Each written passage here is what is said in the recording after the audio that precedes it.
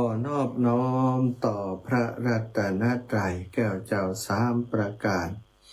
น้อมเอาคุณพระพุทธเจ้าคุณพระธรรมเจ้าคุณพระสังฆเจ้าคุณพระอรหันตเจ้าอริยสงฆ์เจ้าชูตนชูองค์ได้เมตตาแผ่ปารมีมาปกเก่าเกศาปกห่มรักษาครูบาอาจารย์พระมหาเถระพระเถรานุเถระเพื่อนสหธรรมิกสหพรหมจารีทุกรูปทุกองค์ปกห่มรักษาศรัทธาสาธุชนคนดีโยมพ่อโยมแม่โยมพี่โยมน้องต่างหลายที่ติดตามรับฟังรายการสารธรรมยามดึกในตังสถานีวิทยุคลื่นสีขาวเพื่อชาวประชาลูกวิทยุของเราเป็นเพลงกันอ๋อเลยครับเดี๋ยวผมเข้าไปตัดนี่ครับครับคลื่นสีขาวเพื่อชาวประชาซึ่งออกอากาศจากวัดปากกลางเจริญอำเภอดอยหล่อจังหวัดเชียงใหม่ส่งไปยังสถานีวิทยุในเครือข่ายของคลื่นสีขาวในช่วงเวลานี้หลายๆสถานีสถาญาติโยมที่จังหวัดลำปางนะก็ฟังได้ที่106.50 เมกะเฮิรตซ์แต่ว่าตอนนี้นะเป็นเพลงอยู่ ลูกบ่าวได้แจ้งไปแต่เจ้าแล้วว่าช่วงเวลานี้ลิงก์สัญญาณตังของคลื่นสีขาวเลยเนื้อปกตินะมันจะเป็นอาจจะเด้งขึ้นโดยอัตโนมัติเรียกว่าเปิดตั้งอัตโนมัติไว้อาจจะเป็นลิงก์ของอาตมาแต่พอลิงก์ของอาตมาบัดทำงานมันก็จะไปเป็นเพลงเนาะฉะนั้นช่างเทคนิคจะต้องเข้าไปดูแล้วก็ไปแก้ไขแต่ว่าลูกเบาของงานเป็นนักสถาญาติโยมงานโน่นงานนี้หลายอย่างเนาะก็เป็นธรรมดาที่บางครั้งบางทีนั้นกลายเป็นเพลงถ้าบ่มีไผบอกถ้ามีไผบอกอย่างนี้นะก็บ่ฮู้แล้วเนอะบ่ฮู้ว่าอันสถานีเป็นเพลงนะแต่กี้โยมน้องสมจิตอินทรวิจิตแจ้งมาว่าเป็นเพลงดีและเจ้าเนาะขอบคุณน้องนัทสถาพรสุธาคำช่างเทคนิคของสถานีสถาก็ขอบคุณไปยังศรัทธาญาติโยมสาธุชนคนดีตั้งหลายโยมพ่อโยมแม่โยมพี่โยมน้องตั้งหลายที่ฟังรายการอยู่กันหลายที่หลายแห่งนะพ่องก็ฟังอยู่ปุ่นต่างแม่สายต่างเจียงไฮ้ต่างแม่สายเจียงไฮ้นี่ก็มีโยมแม่ที่เปิ้นโทรมาแจ้งนะว่าฟังอยู่เป็นประจำเน้อนะแม่อัมพรแซ่บูอยู่ปุ่นอยู่แม่สายนะที่เป็นแฟนรายการตัวยงตัวจริงแต่บอกค่อยได้โทรมาในรายการนะสถานอยู่ไกลเนาะแล้วก็พี่น้องต่างเชียงแสนเชียงคำเชียงของเนาะบางส่วนก็ยังรับฟังได้จากสถานีวิทยุในเครือข่ายของเราต่างอำเภองาวโยมแม่ย่าก็คงจะฟังอยู่แม่ครูอาลีพันธ์ศรีวิริยะใหม่ตั้งเชียงใหม่นะตั้งพะเยาแม่ครูพวงเพชรนะหลายคนหลายท่านอยู่ที่ฟังรายการเป็นครูบาอาจารย์ที่มีลูกศิษย์ลูกหาเต็มบ้านเต็มเมืองแต่ก็ใส่ใจสนใจฟังน้ำฟังธรรมอยู่เป็นประจำอยู่เป็นเนืองนิดนะนับว่าเป็นครูตลอดชีวิตเป็นครูของลูกของหลานจริงๆเนาะแม่อัมพรสวนโคตรโยมแม่มีอย่างจ้าโยมแม่อัมพรสวนโคตรมีอะไรอย่างจ้าเพิ่มเติมจ้าถ้ามาจ้าอันได้จะให้ลูกโอนไปเจ้าเอาวันเป็นป่อวันเอาอย่างก็รอเตียนคนร้อยเอาละเจ้าได้กะโดยอันขาน้ำกาไฟคนร้อยเจ้าได้เจ้าได้เจ้าแม่เจ้าถึงค่ำกว่าวันนั้นนะถึงพวกมืดพวกค่ำมันก็แม่มันฝนตกเรียกหมดแม่อันตีอันบ้านโยมตี ใกล้ๆบีแม่ฮันแฮม อ๋อ เจ้าสาธุเด้อแม่เด้อขอบคุณเด้อ เจ้าคนพูดกันเนาะพอดีจกให้หน่อยได้10 บาท โอ้ดีกะดีกะ 10 บาทได้ทั้งอย่าปัน สาธุบุญรักษาเด้อ เจ้าเจ้า สาธุเจ้าแม่อำพรส่วนโคตรเนาะอันนี้ก็เป็นแฟนรายการติดตามรับฟังรายการแล้วก็วันก่อนได้นิมนต์อาตมาไปรับเอาขยะที่โยมแม่ได้เก็บไว้ขยะออมบุญโครงการที่อาตมาได้ทำเพื่อจะนำมาปัจจัยที่ได้จากโครงการนี้เอามาเข้ากองทุนเผยแผ่พระพุทธศาสนาวัดบรรพตสถิตซึ่งจะเอามาดูแล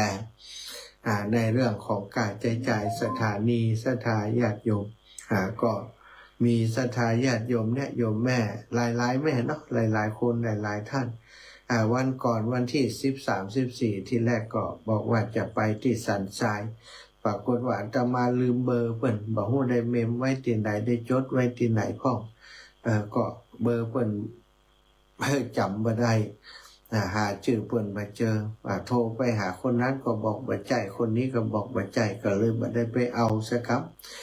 ที่สันทรายนะถนนสันทรายสายเก่าอีเราเพิ่นบอกคือตอนที่โทรมาแต่เพิ่นก็บ่ได้โทรย้อนมาแหมเนาะจะได้ถ้าสถาญาติโยมอยู่สันทรายที่เคยโทรมา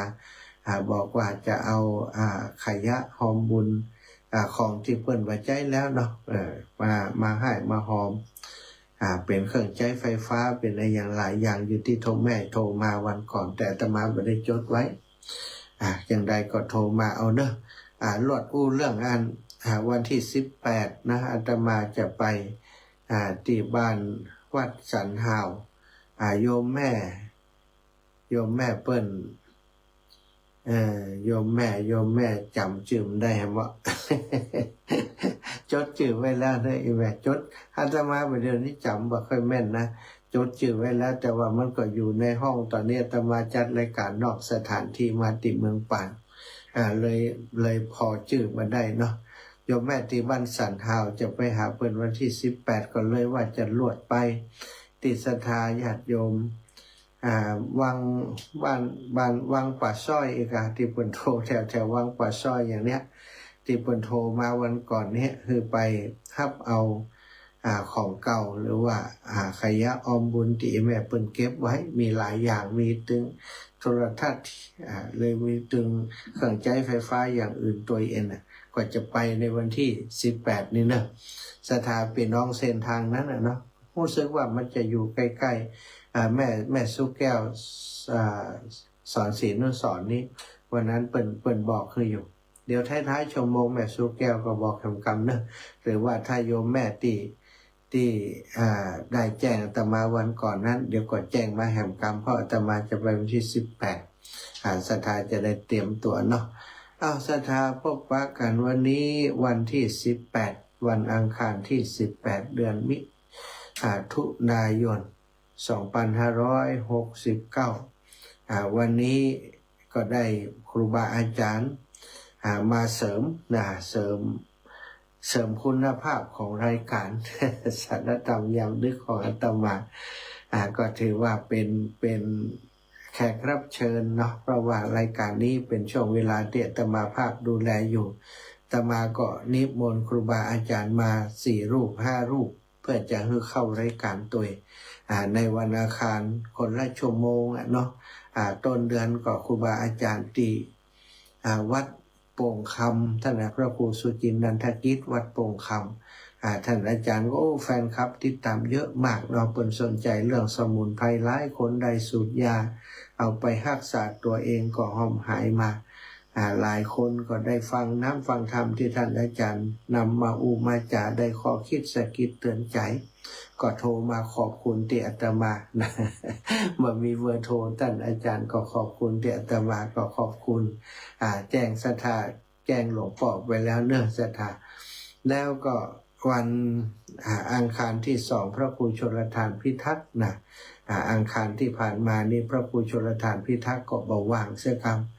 เปิดติดประชุมงานประจำปีของวัดเปิ่นก็เลยว่าเดือนนี้มาได้เข้าด้วยกันแล้วเพราะว่า แต่ละวันก็มีผู้ติดจองคิวแล้วนะอย่างวันนี้ที่ผ่านไปเมื่อสักครู่ท่านพระครูสังวรศิลพิลักษ์ได้นำมรดกธรรมมาเทศนาให้ศรัทธาอีพ่ออีแม่ได้ฟังอิ่มอกอิ่มใจไปแล้วก็อังคารที่4นะจะเป็นท่านอาจารย์เสน่ห์การหลงท่านอาจารย์เสน่ห์การหลงก็ได้วันอังคารที่4นะศรัทธาหลายคนก็ตีตามท่านอาจารย์ว่าใครให้ออกถึงวัน ใครให้ออกถึงวันต้องตั้งสถานีคนเดียวแล้วสถานีร่วมกันอย่างอีเป็นเครือข่ายอย่างอีก็ครูบาอาจารย์เปิดมีผังรายการมีผู้จัดรายการอยู่แล้วเนาะจะไปละเมิดหรือว่าจะไปปรับเปลี่ยนง่ายๆก็คงเป็นไปได้ยากนะแต่ว่ามันก็หลากหลายดีนะสถาเป็นบางคนเปิดหูเปิดชอบด้านนั้นเปิดก็อยากจะให้มีตึงวันเนาะแต่ก็อย่างที่บอกนั่นแหละนะมันเป็นไปบ่ได้ มันก็สลับซับเปลี่ยนกันไปแม้อาตมาภาพเองเนี่ยอาทิตย์หนึ่งก็ได้วันหนึ่งก็คือวันอังคารก็ปั่นรูปนั้นรูปนี้ไปก็เหลือเวลาให้ตัวเก่าเนี่ย1 ชั่วโมงแล้วก็พอละ1 ชั่วโมงสำหรับอาตมา1 ชั่วโมงสำหรับอาตมานี้ก็มันตะกี้ว่าวันที่18ครับเรื่องวันที่18นะแต่ว่าโอ้อาจจะว่าใช่ละวันนี้วันที่16นะ มีคนตักในFacebook ว่าไม่ใช่18 16 เอ้ามันเป็นยังเนอะสถาคนมันขี้ลืมวันนี้สถาญาติโยมเนื่องจากว่าใกล้กิจกรรมสำคัญของคลื่นสีขาวเพื่อชาวประชาประจำปี 2569 เนาะมีโครงการอยู่3 โครงการที่ทำกันในนามคลื่นสีขาวเพื่อชาวประชานะโครงการ3 โครงการนั่นก็มี1 โครงการรดน้ำดำหัวครูบาอาจารย์ประจำปีนะที่ทำกันทุกปีทำกันเป็นคณะถ้าคณะกลุ่มเครือข่ายคลื่นสีขาวมีปัญหาบ่พร้อมกันบ่มีผู้ที่รับผิดชอบดูแลงานต่างคนต่างติดภาระบ่สามารถจะจัดได้ก็ยกเลิกไปอยู่ที่มติของครูบาอาจารย์คลื่นสีขาวโดยฉันทามติร่วมกันเนาะแต่ว่าถ้าปีใดที่พร้อมเพรียงกันก็จัด1รดน้ำดำหัวครูบาอาจารย์2ก็จะเป็นโครงการหล่อเทียนพรรษาซึ่งจะทำกันก่อนเข้าพรรษาประมาณ1 เดือนก่อนเข้าพรรษาประมาณ1 เดือนซึ่งปีนี้ก็ได้เลิกเบิกฟ้าทำกิจกรรมนี้กันในวันที่20เดือนมิถุนาซึ่งก็เลื่อนมาหลายรอบแล้วเนาะทีแรกวันที่14ต่อมาวันที่21บัดลงตัว ครูบาอาจารย์รูปนั้นติดรูปนี้ติดมาบ่ได้ไปบ่ได้ขยับหาการเลื่อนหาการเลื่อนลงมาเป็นวันที่20วันเสาร์ที่20วันนี้วันอังคารวันเสาร์ที่20เดือนมิถุนาเนี่ยศรัทธาก็เหลือเวลาอีก3 วันนี้ที่16วันพุธ17 18 19อีก3 วันก็จะได้ทำกิจกรรมร่วมกันแล้วตอนนี้ด้านสถานที่นั้นก็สบายใจไปประมาณ 80% แล้วสถานท่านอาจารย์พระอาจารย์สาธิตธีระปัญโยพร้อมกับโรงเรียนผู้สูงอายุตำบลโซปาดได้ช่วยกันห้างจัดสถานที่เตรียมสถานที่ไว้รองรับสถานญาติโยมเอาสแลมเอาอย่างมากางที่แรกอาตมาก็ถวายถึงไม้อย่างต่างๆที่อาตมาได้รับบริจาคมาจากศรัทธาพี่น้องบ้านตาแหนแม่ทะเปิ่นครูบาอาจารย์เปิ่นมอบถวายมาอาตมาก็เสร็จกิจกรรมแล้วก็รวบรวมจะมอบเพื่อท่านอาจารย์นำไปใช้ต่อแต่ว่าจะได้ไปมาบอกฮู้เปิ่นก็คิดว่า มันลำบากในการมาขนมาอย่างเนาะตอนจะมาไปขนในใจรถดำไปขน2 รอบสถานเปิ่นก็เลยว่าบ่เอาละเนาะกว่ามัน ปัญหาเรื่องขนเรื่องอะไรอย่างแล้วก็กำลังเพิ่นว่ามีเพิ่นเลยบ่เอาเสียกรรมก็พอบ่เอาก็เปลี่ยนไปเป็นสแลมสแลมก็จะสะดวกแล้วก็เร็วน้อยไปพอเปิ่นจัดแล้วก็โอเคอยู่เนาะก็งามก็มีโฮมมีเงาพอสมควรแต่จะให้มันงามอย่างถึงนี่มันก็ยากอยู่ซะท่านเนาะแต่ว่าก็ยังว่านั่นแหละมันพอกำลังมันแบบมีนักเนาะคนติดจ่อยกันคนเฒ่าคนแก่อย่างนี้ก็เลยปรับเปลี่ยนตามสถานการณ์ตอนนี้ก็มุงบังเป็นที่เรียบร้อยแล้วนะวันนี้ได้หันกิจกรรมที่ท่านอาจารย์เปิดถ่ายเป็นคลิปลงมาให้พอก็มีศรัทธารู้สึกว่าจะเป็นโรงไฟฟ้าแม่เมาะแล้วก็คณะศรัทธาวัดสถาบันธรรมพิวัตรได้ไปช่วยกันจัดเรื่องโต๊ะเรื่องเก้าอี้ต่างๆเนาะเอาเก้าอี้มาลงกันนักหนาก็ประมาณการเก้าอี้น่าจะประมาณ 2,000 สถานถ้าต่ำกว่านั้นนี่ลำบากแน่เลยอย่างที่วัดอาตมานี่2,000วันก่อนที่รดน้ำดำหัวบางคนก็มีที่นั่งก็มีนี่คนมันไปนักหน้าขึ้นสีขาวนี่มันธรรมดา ไปไหนเป็นคลื่นนะเป็นมรสุมลูกใหญ่เลยแหละเนาะถ้าเสี่ยงทำให้กันนะสถานอันนี้ขนาดไปกันบ่มดเปิดเสี่ยงนะไปส่วนหนึ่งแต่ก็ยังเยอะอันนี้ก็ต้องขอบคุณกับศรัทธาญาติโยมอีแม่อีปอดทั้งหลายที่หันความสำคัญในกิจกรรมที่ครูบาอาจารย์เปิ้นได้นำคิด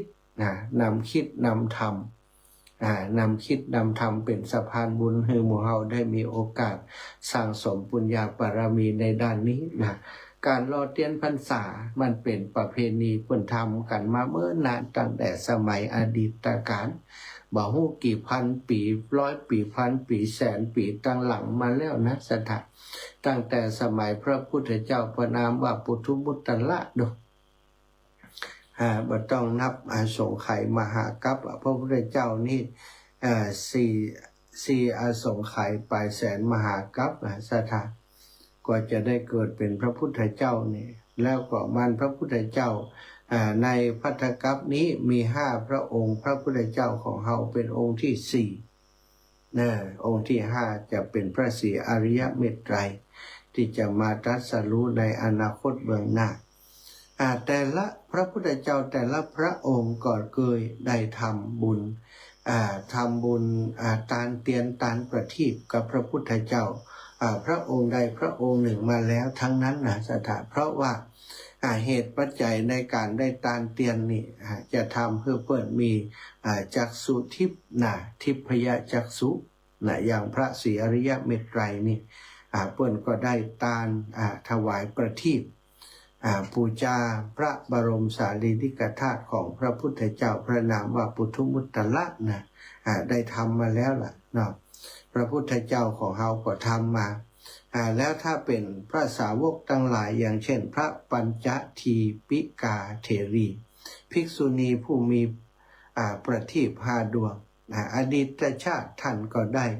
ถวายประทีปบูชาณต้นศรีมหาโพธิ์ในสมัยพระพุทธเจ้าพระนามว่าปุถุมุตตระ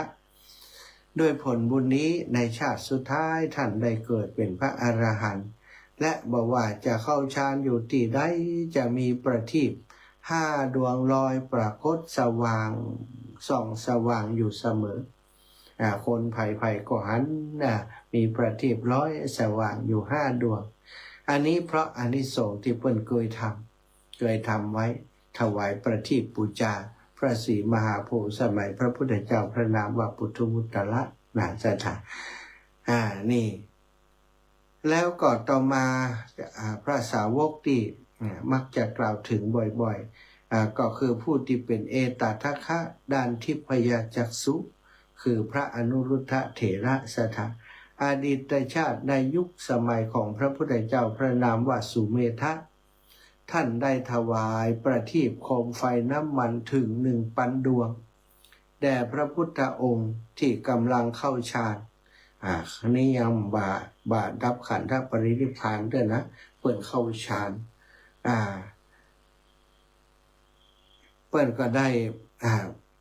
ยุคนั้นนะพระอนุรุทธะนี่เกิดเป็นมานพคนหนึ่งได้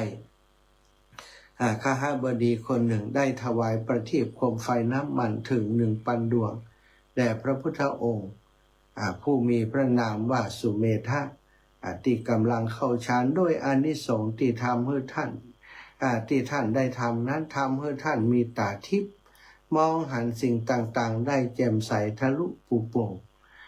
ในชาติสุดท้ายก็ได้เป็นเอตทัคคะในด้านในการมีจักษุอันเป็นทิพย์สถานอกจากนี้การถวายประทีปโคมไฟยังเป็นบุญเป็นกุศลที่ชาวพุทธของเรานิยมกระทำกันมาตั้งแต่สมัยของพระพุทธเมื่อพระพุทธองค์ยังทรงพระชนในสมัยก่อนสมัยก่อนเมื่อเมื่อนานมาเมื่อประมาณ100 กว่าปีที่ผ่านมานี่สมัยก่อนกับเชื้อเพลิงต่างๆไม่กับไฟฟ้ากายอย่างการนี้มันยังบ่มีเด้อมันก็คนในสมัยสื่อจะทำกิจกรรมอย่างต่างๆนี้จะต้องอาศัยจุดไตจุดแข่จุดเตียนจุดอย่างต่างๆพระสงฆ์จะสวดโยโกห้องจะท่องบนพระธรรมวินัยก็ต้องอาศัยแสงจากไฟแสงจากตะเกียงแสงจากเทียนเป็นส่วนใหญ่ฉะนั้นเวลาเข้าพรรษาที่ครูบาอาจารย์พระสงฆ์องค์สังฆเจ้าจะมาจำพรรษาตามวัดวาอารามต่างๆในหมู่บ้านในชุมแต่ละที่ละแห่งจะมีพระสงฆ์องค์สังฆเจ้าเพิ่นจาริกมาจำพรรษาอยู่หรือว่าเพิ่นจะอยู่ประจำในวัดวาอารามนั้นๆเป็นประจำก็มีชาวพุทธทั้งหลายก็มาหันว่าโอ้พระสงฆ์องค์สังฆเจ้าเปิ่นอยู่กันยากกันหลายจะมีการทำวัดสวดมนต์มันจะต้องมีแสงไฟประดับแสงไฟหรือแสงสว่างในกิจกรรมสำคัญต่างๆในวัดวาอารามก็พากันรวมตัวกันแต่ละบ้านก็ไปเสาะขี้ผึ้งขี้เตียนมาศรัทธาญาติโยมเอามาใส่บอกมาหลอมรวมกันเอาใส่หม้อต้มเพื่อเดือดแล้วก็เอามาหลอมเอามารวมกันเข้าใส่แบบใส่ปิ่มเอาเป็นเตียนเล่มใหญ่ๆจะได้จุดเมินจุดตลอดพรรษาอย่างอีกเป็นต้นก็ทำกันมาศรัทธาญาติโยมบางครั้งบางทีที่เปิ่นมีศิลปะดีๆเปิ่นก็จัดการประกวดประขันอย่างประเพณีแห่เทียนพรรษาที่จังหวัดอุบลราชธานีเปิ่นทำทุกปีแล้วก็เปิ่นทำได้อลังการงดงามจังหวัดลำปางก็มีสถานแห่เทียนพรรษาทำอย่างงดงามโดยเฉพาะของวิทยาลัยสงฆ์นครลำปางนี่จะมีกิจกรรมอย่างนี้กู้ปีเหมือนกันเพราะมันเป็นกิจกรรมที่ส่งเสริมความสมัครสมานสามัคคีการช่วยเหลือเกื้อกูลกันแต่ละคนก็ต้องมี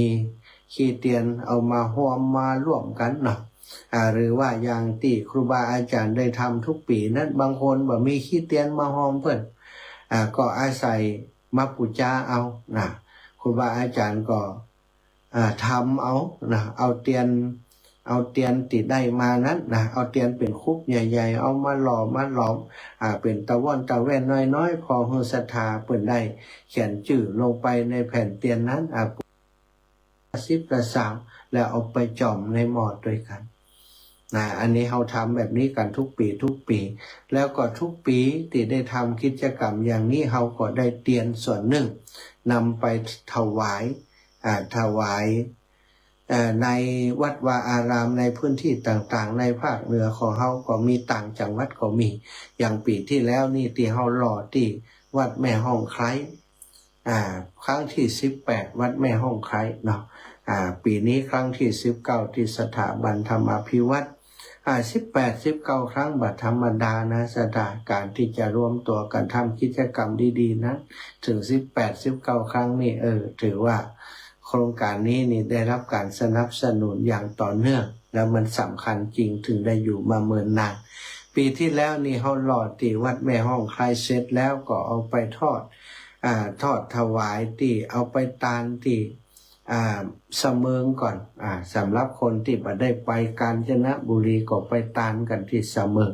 ส่วนคนที่ไปจังหวัดกาญจนบุรีใดก็ต้วยกันไปติดตามกันไปเอาไปทานเอาไปทอดเอาไปตานที่จังหวัดกาญจนบุรีปัดทศถาม่วนนันสันเล่ากันได้ไปแอวได้ไปทำบุญเต็มที่ได้ไปแวะแอวสถานที่สำคัญต่างๆเป็นแหล่งท่องเที่ยวของจังหวัดกาญจนบุรีนี่สถานไปปุ้นไปใส่บาตรติดสะพานข้ามที่เป็นไฮไลท์ของจังหวัดกาญจนบุรีปากันไปโอ้ม่วนนันสันเล่ากันปีนี้กำหนดการรอใน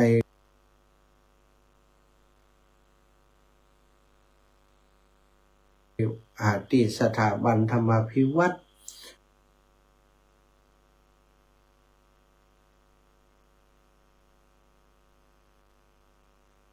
ในวันที่20ที่จะถึงเนี้ยแหม3 วัน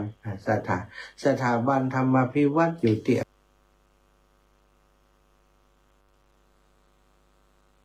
อำเภอแม่เมาะอยู่ตำบลบ้านซบเตินตำบลซบป่าอำเภอแม่เมาะศรัทธาอีปอยอีแม่ไผ่ที่ไปรถตู้บอกเพิ่นปักหมุดปักแผนที่ไปเลยดูแผนที่ดู Google มันจะมีเพิ่นเรียกว่าปักหมุดเนาะแผนที่การเดินทางนี่พิมพ์คำว่าสถาบันธรรมเป็นตำบลซบป่าอำเภอแม่เมาะจังหวัดลำปางก็กดไปเลยมันก็จะบอกทางไปซ้ายขวาจนไปถึงสถาบันธรรมาภิวัตน์แต่ว่าภัยถ้าบ่มีนะมึนตึ๊บเลยบ่มียะบ่จ้างโทรศัพท์กับรุ่นเก่ารุ่นอาม่าถึงนั้นจะไปอย่างใดศรัทธาญาติโยมเฮาเป็นคนไทยถามไทยกันไปสุดต่างก็ได้เนอะ แต่ที่แน่จะเข้าซุ้มประตูโรงไฟฟ้าแม่เมาะนี่ก่อนจะเข้าซุ้มประตูเปิ้นประมาณ200 เมตรสถาญาติโยมอาจจะมี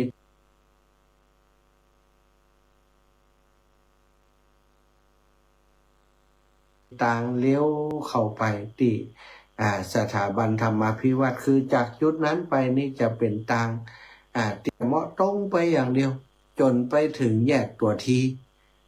ตรงไปอย่างเดียวจนไปถึงแยกตัวทีนี้นะมันจะบังคับให้เลี้ยวขวากับเลี้ยวซ้ายเปิ่นถึงว่าแยกตัวทีนะมันจะเป็นแยกชื่อว่าแยกหางหุ้งจากนั้นแยก3 แยกถือว่าเป็น3 แยกหางหุ้งเลี้ยวขวาจะไปบ้านหางหุ้งเลี้ยวซ้ายนี่จะเข้าไปโรงไฟฟ้าแม่เมาะแล้วก็ทะลุออกพุ่นสถานออกไปทางท่าสีออกไปทางพุ่นได้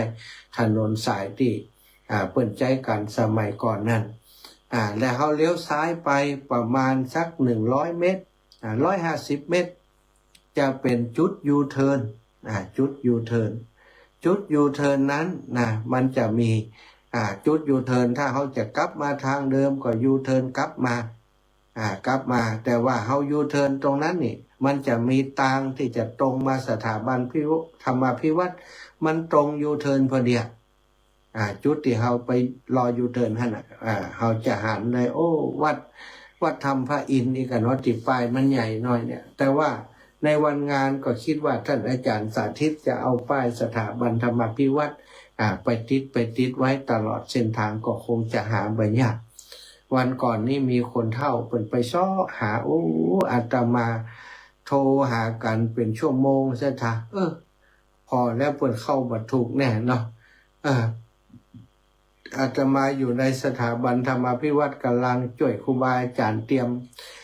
สถานที่อยู่จำเป็นต้องตีรถออกมาหาเปิ่นตีหน้าโรงไฟฟ้าเพชรดาอิดเนาะ แต่ศรัทธาญาติโยมส่วนใหญ่อาตมาบ่ค่อยเป็นห่วงเท่าใดต้องมีคนที่เปิ้น หม้อพ่องเนาะไปตัวนะก็ถามกันเอาหรือว่าบางทีก็ปักมุดได้ก็ปักมุดไปถ้าเป็นรถตู้อาตมาบ่ค่อยห่วงแต่ใดคนขับรถตู้เนี่ยส่วนใหญ่จะฮู้ต่างดีฮู้สถานที่ไปหันไปนี่ต่างลัดกะอย่างกายแล้วเปิ้นก็ปักมุดกันเป็นเปิ้นมีโทรศัพท์รุ่นใหม่ส่วนคนที่ไปเองนี่แหละที่จะเป็นปัญหาเอารถไปเองแล้วก็บ่เคยไปเส้นทางสายนั้นเนี่ยสอบถามกันเฮียก่อนดูแผนที่ให้ลูกหลานพ่อแผนที่ให้กันได้แล้วก็ถึงวันงานนี่ปุ๊บนี่อาตมาภาพนี่บ่ต้องโทรหาเนอะมันตึ้มได้ยินอยู่ในงานแล้วก็งานสักพักบางส่วนใหญ่นี่อาตมาเวลามีการมีงานที่ศรัทธาจะโทรหาอาตมาตึ้มเลยครับมาพอปัดโทษแดงปะลึกปะลึงคนนั้นโทรมาคนนี้โทรมาตอนที่มีกิจกรรมอยู่นั้นอาตมาส่วนใหญ่จะบ่ได้รับสายเวลามันก็ได้ยินโดยพร้อมแหละศรัทธาถ้าได้ยินก็รับอยู่ฉะนั้นคือถามกันไว้ก่อนเตรียมความพร้อมวางแผนกันไว้ก่อนมันไปตีไหนมันไปทางใดอย่างใดสอบถามให้เรียบร้อยถึงวันที่เดินทางจะได้มีปัญหาเนาะไปที่จะเอาโรงทานไปก็ไปถึงเจ้าดีโรงทานนี้เปิด 11 โมงก็จริงแต่เราต้องไปจองโต๊ะจองอย่างให้เรียบร้อยเอาไปตั้งไปวางให้มันเป็นระเบียบเรียบร้อยให้ไปถึงก่อน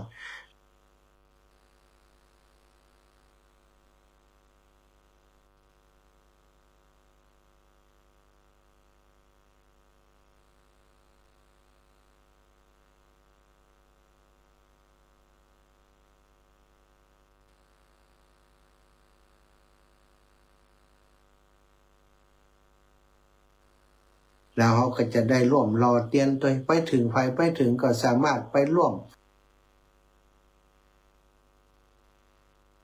ปูจาแผ่นเตียนเอาไปต้มแล้วไปตักมาเอามาหล่อได้เลยนะสัตว์จะมีคนกำกับอยู่ว่าหล่ออย่างใดอย่างใดจะเสด็นใส่ตัวเก่าเสด็นใส่คนก็เทยากเบิ่นเบ้อเหี่ยพื้นเนี่ยลำบากคนที่เปิ้นดูแลตักบอกพอดีก็เยาะไปซะท่าเปิ้นให้เยาะชุดละ5นะบ่ต้องไปถึง9 5เปาะเยาะไปแล้วก็ออกไปเอาน้ำบวยคืนเปิ้นนี่อันนี้คือสิ่งที่ ต้องเตรียมการเตรียมใจไว้แล้วก็วันงานเนี่ยเนาะถ้าเป็นคลื่นสีขาวแต้ๆหมู่เฮาทั้งหลายเนี่ยว่าเฮาบ่ได้เอาลงทานไปก็ต้องมีส่วนหนึ่งติดตัวไปเนาะเข้าเอาเข้าไปเอาอย่างที่เฮาพอจะกินได้นะสำหรับดูแลตัวเก่าเหี่ยสักห่อนึงปันคนอื่นเหี่ยสัก3ห่อก็เฮาก็ได้ทำลงทานข้าวมันไก่บ่เอาข้าวพัดไปบ่เอานู่นเอานั่นเอานี่ไปเฮาก็เอาข้าวเนี่ยข้าวห่อเฮานี่ศรัทธาญาติโยมจะไปหวังน้ำบ่อหน้าบางบางทีนี่รายจื่อโฮงตานี่เปิดประกาศแน่นหนาสบายหมั่งเอาอย่างไปแต่บางทีถึงเวลามาปุ๊บมันเดินเหินลำบากนะคนมันบึดเนี่ยอิดหิวข้าวบางคนจะกินยาอย่างใดเข้าก็ไม่จนรอเปิ้นไปทีหลังเปิ้นก็ได้น้อยบางคนก็บ่ได้กินอย่างเพราะมันหมดเหี่ยก่อนเนี่ยจะลำบากฉะนั้นเตรียมส่วนตัวไปเฮาเหี่ยวห่อเอาไปปั่นคนอื่นสัก2ห่อก็นักหนาเฮาได้ทำบุญไปด้วยเนาะอันนี้ก็ฝากไว้เนอะศรัทธาขึ้นสีขาวไปเฮาต้องดูแลตัวเองได้เฮาจำเป็นภาระไผแล้วเฮาจะช่วยเหลือคนอื่นตัวตั้งจิตตั้งใจไว้ได้ประโยชน์ด้วยนะถ้าเฮาคิดอย่างนี้มันจะได้ประโยชน์ถึงเปิ่นถึงตัวเนาะอันนี้ส่งของการรอเตียนนั้นศรัทธาญาติโยมจะทำให้เฮานี้เป็นผู้ที่มีแสงสว่างมีปัญญาเป็นแสงสว่างแม้ในยามขับขันอย่างต่างๆนี้สามารถช่วยเหลือตัวเองได้มีแสงสว่างอยู่ในจิตในใจของเฮาตลอดเวลามีดวงตาที่สุขใส โรคภัยไข้เจ็บที่เกิดขึ้นกับตานี่จะมีนะถวายประทีปโคมไฟนี่นะแสงสว่างแล้วก็จะเป็นคนที่มีเกียรตินะปรากฏให้คนทั้งหลายได้ยอมรับนับถือเป็นผู้ที่บริบูรณ์ไปโดยทรัพย์สินสลิงคารจะได้มีสวรรค์แล้วแต่การจากไปนะถ้าทำการละไปนี้ได้ไปเกิดในภูมิจันทร์สวรรค์เสวยที่สุขในที่วิมานบนสวรรค์มีความรุ่งเรืองสว่างไสวมีปัญญาเฉียบแหลมชีวิตเจริญรุ่งเรืองคนที่ได้ทำบุญในด้านนี้นะศรัทธาก็ทำกันไว้ถ้ามันแบบมีประโยชน์ครูบาอาจารย์เปิ่นคงแบบปากันนำศรัทธามาทำกิจกรรมนี้ทุกปีนะเขาก็จะได้ปัจจัยส่วนหนึ่งติดศรัทธาให้หอมมานั้นเอาไปทำบุญตานเตียนนะปีนี้ตานเตียนคณะใหญ่นี่จะไปตานกันที่จะไปตานกันที่จังหวัดสุรินทร์จังหวัดบุรีรัมย์สุรินทร์ตามปุณณะไปช่วยครูบาอาจารย์พระสงฆ์องค์สังฆเจ้าทหารหารที่อยู่ชายแดนที่ลำบากจะเอาเข้าไปแต่ละการเอาเข้าไปกันละ1 ลูก1 แก่นละ3 ถังนั่นนะเอาใส่รถไปทุกกันปีนี้จะจำกัดรถติจำนวน40 กันนะปุณะวันที่20พระครูอภิวัฒนวิกรมหลังจากหลอดเตียนแล้วท่านจะแจ้งเปิดกลุ่มไลน์มาแจ้งสำหรับคนที่จะไปลงทะเบียนทันทีนะตั้งใจไว้แล้ว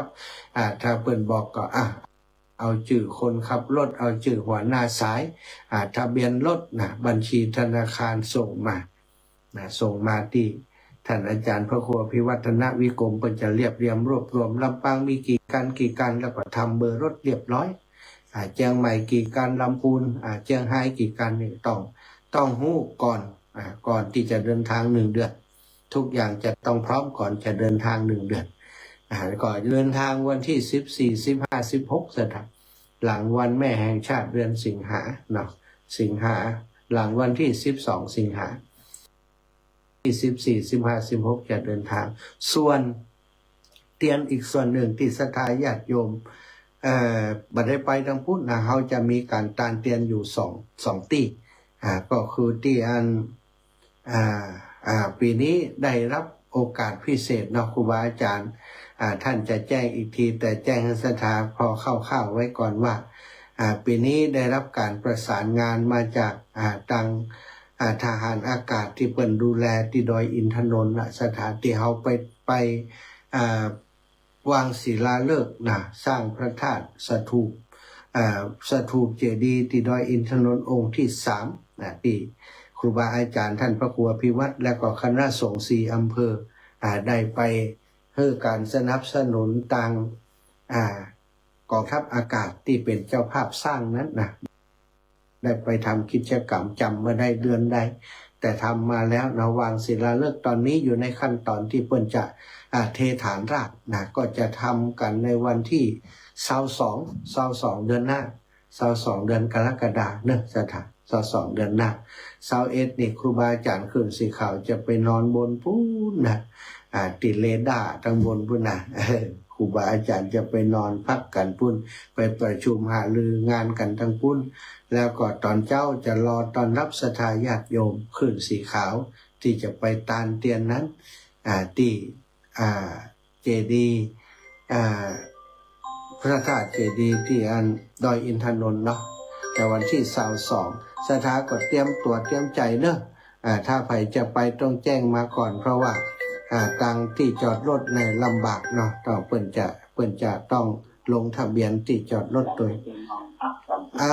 เจริญพรป่อน้อยสมเพชรก็ผม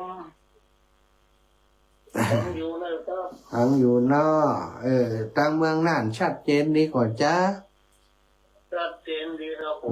ตอนนี้มาเดียวนี้ตอนเจ้ามาได้ฟังกันแล้วเนาะฟังกับคืนอย่างเดียวเนาะ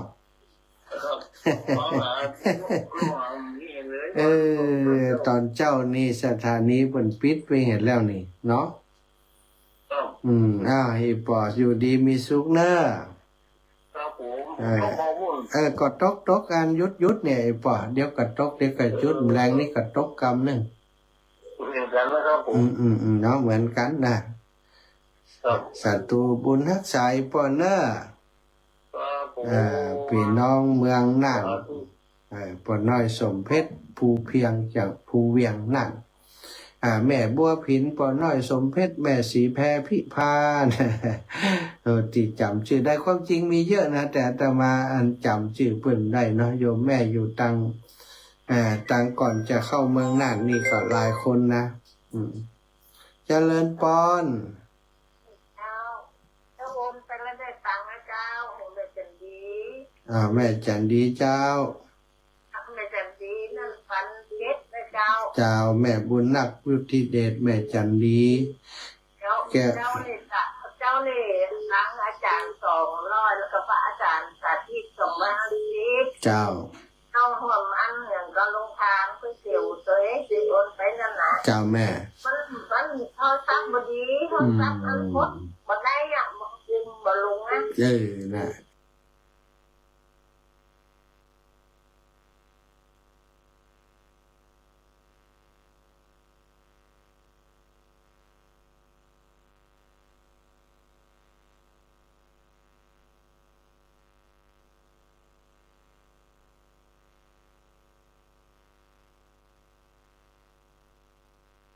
กี่หลายถามเดี๋ยวนี้ต้องใจโทรศัพท์พวกกูก็อัน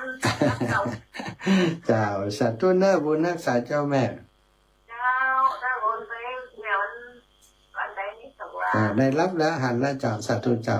เจริญพรแม่สุแก้วสอนศรีนุสรณ์ เจ้ากับไรแสนเนอะท่านพระแม่เจ้า ที่ว่าจะมาวัดจะมาเอาที่ของที่บ้านแม่ที่วัดข้างวัดวังป่าจ้อยน่ะ เอาหวังป่าสร้อยเนาะเป็นตะลุกวังปามลายปูนแล้วก็ตะลุกบ้านสอนมันลายหนองเนอะมันพูกแม่สุกแก้วจะลูกสาวโอนชะตางไปร่วมบุญนี่นะมันพูกกันเนอะเจ้า เจ้าสัตว์ตัวเจ้าแม่ เจ้าสาธุเจ้า จะได้จะโทรหาแหมเด้อ เจ้าสาธุเจ้าแม่สีแพรพี่พามาแล้วโยมแม่จ้า วันโผล่เจ้าจะโอนสตังค์ไป200เอามาทำเจ้าแจ้ง3อันนั้นจ่ายเห็น100นั่นแล้วก็100นั่นเจ้าจะเอา การเตียน เตียน เอาหลอดเตียนจ้า เตียน100นะวันโผล่น่ะเจ้าจะโอนไป เจ้าอีแม่เด็กๆสบายดีก็ เจ้าสบายดีเจ้าง านนักเหมือนเดิมแหละ เจ้าแบบนี้อยู่ตลอดเจ้า ผู้บุญรักษาอีแม่บุญรักษาแม่สีแพรพิพาแม่บัวลอยชัยสวรรค์ศพก็แม่สวยได้รับแล้วเนอะ อ๋อขอบคุณเจ้าขอยันเยียดเจ้า หลานแจ้งมาแล้วถ้าพระอาจารย์นี่ที่ได้จัดดูแลคนอื่นแบบจ้าดีแม่จะทำบุญดินเนอร์ค่ะ เจ้าอีแม่อนุโมทนาบุญขอบคุณนักแม่สีพันบ้านห้องเจริญปอน ครับอาจารย์ครับ โจ้ไปใจแม่สีพันอย่างนี้ ปล่อยยัง พ่อหมวก ปอหมวกเพื่อนนี่เมืองลี่เพื่อนนี่ ปลาพายนี้ครับ ปอภัยลี่ปอหมวกครับ สบายดีเนาะฟังอยู่เนาะ ครับฟังอยู่ 90แต่ฮือก็90แต่ฮือก็90ไปบุญรักษาในปอ 93แล้วยังแข็งแรงอยู่แข็งแรงไปนักเมินเจริญปอนแม่ย่าบัวพัดกุลันเบอร์แบบนั้นเราแล้วมาหาจ้า ฟังไว้อยู่เขาเดี๋ยวมันสถานีออกมาได้ความม่วนแต่ก่อนเลย ล่ะอย่างใดดีเนาะ ก่อนนี่ม่วนเมื่อวันเราฟังสถานีเขาก็ฟังเนี่ยพระเจ้า4-3 โมงก็ได้ฟังเนี่ยแล้วแต่ว่าตอนก็ได้ฟังว่าแรงก็ได้ฟังเดียวดับติ้งเนี่ย อินดูแต่ ฟังก็โทรศัพท์เนี่ยแล้วก็คืนก็มีอะไร ฮะ คืนเดี๋ยวนี้ก็มีกะ แล้วก็ไป ประเดี๋ยวนี้กวางนาทีมันได้วิโอเมื่อคืนมันได้วิโอเมตอ่ะ แล้วของเฮาออกช่วงเวลาใดของเฮานี่เงียบไปเลย มีนะมาออกนะประเดี๋ยวเนี้ย โอ้เหรอมีปัญหาอย่างใดฮะ รับปิ้งอ่ะ เออ แล้วก็จุลีใส่อันนั้นฟังโทรศัพท์เสียน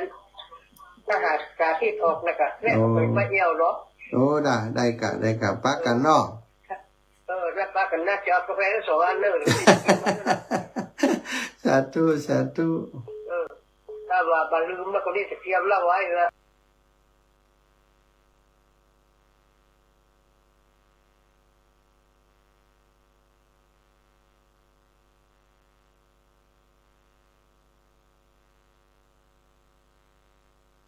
แล้วลืมบอกลืมเอากาแฟก็จะมาหา มันเป็นอย่างสาธุเจ้าแม่ เจ้า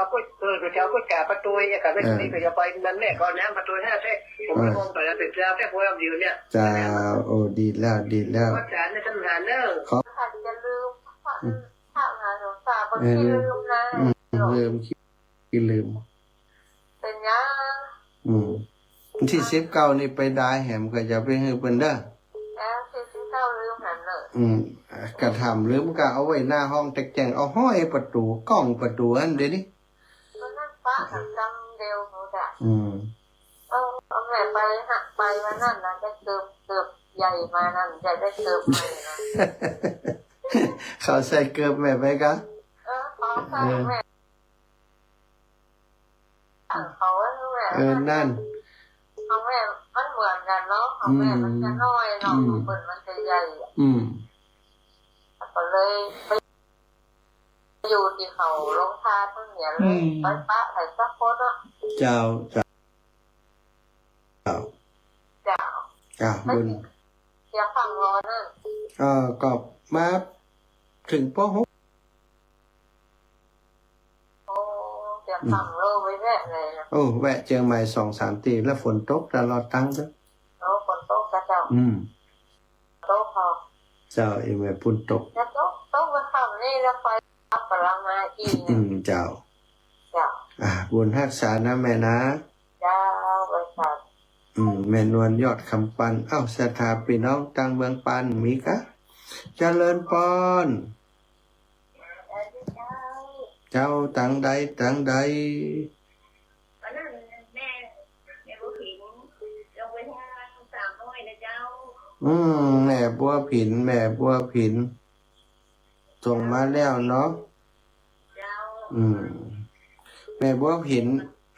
เจ้าแม่หอมหล่อเตียนตัวหอมกาไฟตัวก๋วยเตี๋ยวตัวล่ะถูกต้องเนาะจดถูกต้องแล้วอันเจ้าหลานน้อยรับแล้วกะ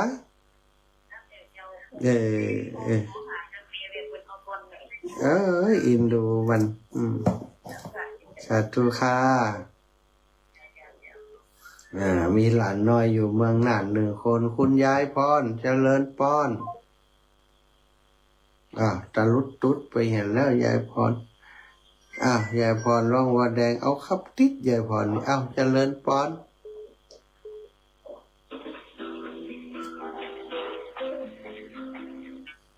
เจริญพรแม่สุกแก้วมีอะไรเพิ่มเติมท่านพระมหาเจ้าลูกสาวแม่สุกแก้วบ้านไหลแก้วเนี่ยลูกแดงบ้านไหลแก้วเพิ่นได้ยินแม่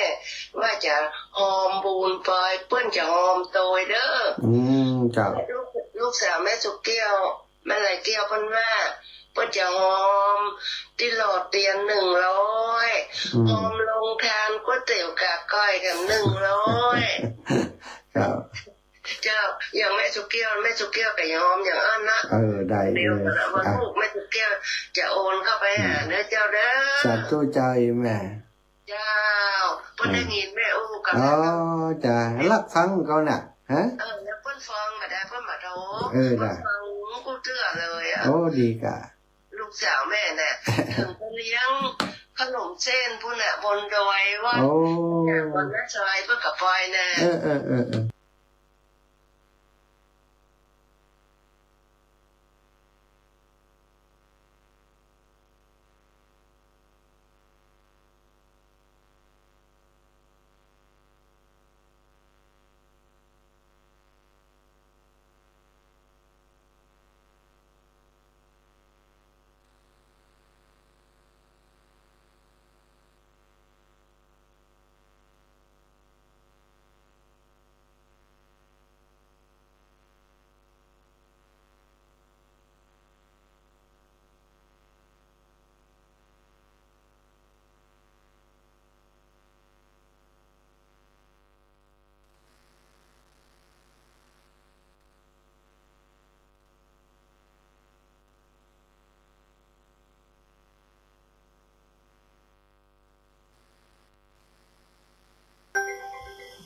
จะไปสันปะตองเนอะ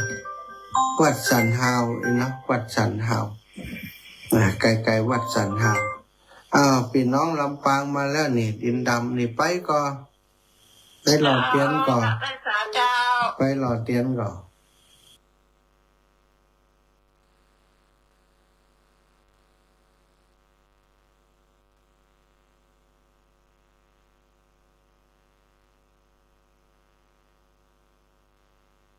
การปะกันปุ่นเนาะ